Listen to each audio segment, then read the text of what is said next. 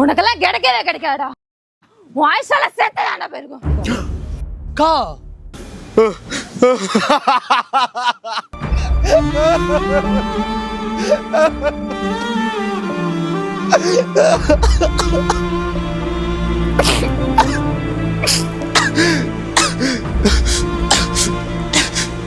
என் புள்ள செத்துலாம் போயிருக்காதுக்கா.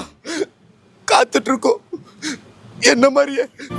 கண்ணழகு ரத்தினமே கையசையும் பொற்சிலையே காணலையே கண்ணே முன்ன காணலையே. இவரை இப்படியே விட்டா எல்லாரும் அடிச்சே கொண்டுருவாயடா. எங்கேயாச்சும் அனாத ஆஸ்பத்திரியில் சேர்த்து விட்டுருவோமா?